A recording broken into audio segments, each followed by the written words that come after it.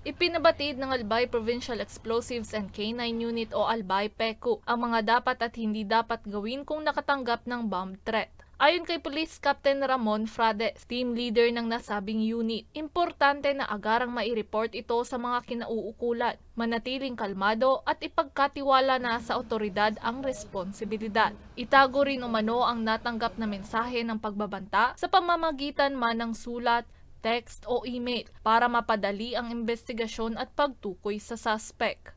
So pagka ganyan, isave ang email. If ever it was written, preserve the written article or the written note na may threat. So i-preserve yun para ang purpose natin is to elicit fingerprint from that piece of paper or not the threat.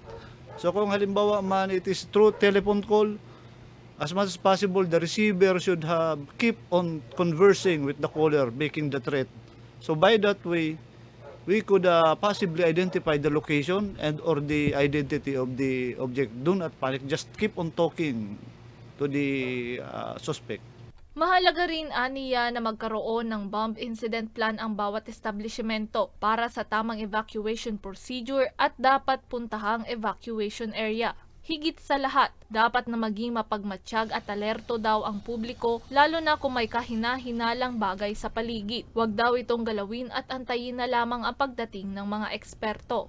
Ang gagawin lang po natin is to be vigilant and suspicious. Dapat meron tayong, halimbawa, pag may dineclare na unattended package sa isang vicinity o sa eskwelahan, huwag po natin gagalawin siya. Huwag gagalawin and immediately inform our guards, our security officers in charge in the building or the premises, and most particularly inform the administration of the schools officials. If ever man, you have to have a bomb incident plan. So gagawa tayo ng bomb incident plan, of course, pwede natin ito gawing template yung fire incident plan natin. And of course, you have to have also a evacuation procedure and safe evacuation places if needed. Dagdag pa niya, 2 insidente na ng bomb threat ang natanggap nilang sumbong ngayong taon na pareho namang nagnegatibo. Handa naman daw sila sa mga kinakailangang gawin sakaling makakuha mismo ng bomba. We have our technical equipment. So we have our K9 dogs, K9 unit. At first, ang ginagawa namin is, of course, to evacuate the area. Meaning, we have to isolate the object. Pag sinabi natin isolate the object, dapat wala ng tao dyan. So, we are observing also the 300-meter radius evacuation distances. And then by that, from that, we will assess the situation by way of our canine dog